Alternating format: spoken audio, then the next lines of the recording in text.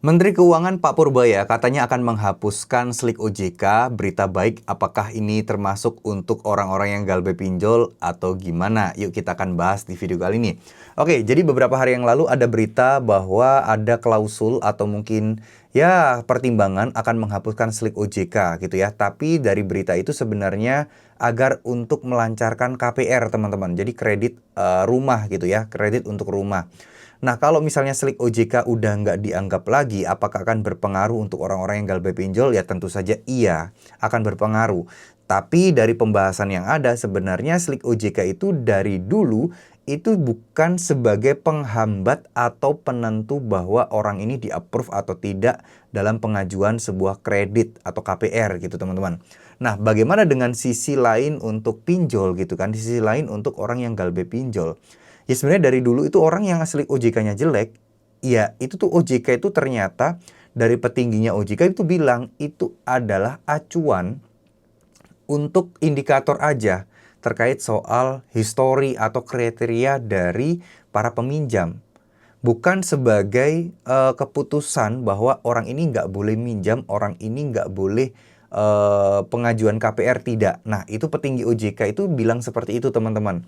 Nah, sedangkan dari awal memang ya seperti itu gitu loh. Dan kalaupun memang pihak kita bahas soal KPR ya, karena kan memang berita-berita ini KPR, tapi banyak banget yang menyangkut pautkan dengan utang-utang lain. Salah satunya yang ramai adalah pinjol.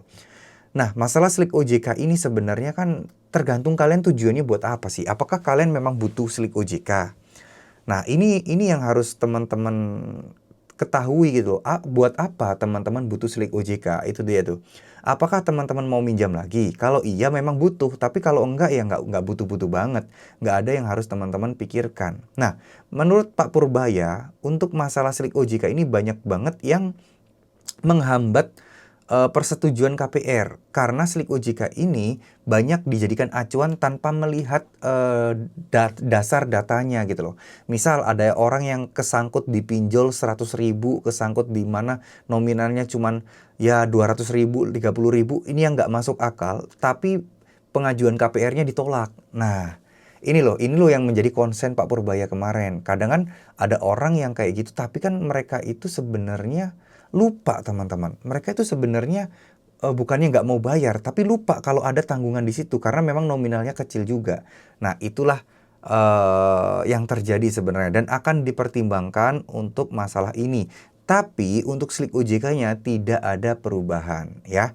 Jadi kalau ada orang-orang mau nipu kalian menggunakan berita ini dan membuat kalian itu harus ikut jasa konsultasi dia atau jasa joki dia, jangan dipercaya. Karena berita-berita seperti ini biasanya dimanfaatkan oleh para penipu-penipu untuk apa? Untuk membuat kalian percaya dan membuat kalian yakin bahwa mereka bisa jadi solusi buat kalian. Ya, terutama buat kalian yang nonton video ini di TikTok, ini udah pasti video re-uploadan. Jadi udah pasti video ini di-re-upload orang kalau kalian nontonnya di TikTok dan itu pasti bukan saya ya. Saya tidak pernah membuka jasa apapun, saya tidak pernah membuka jasa konsultasi, jasa joki apapun dan saya tidak pernah meminta kalian untuk nge-DM saya. Oke? Semangat, jangan sampai kena tipu. Terima kasih. Wassalamualaikum warahmatullahi wabarakatuh.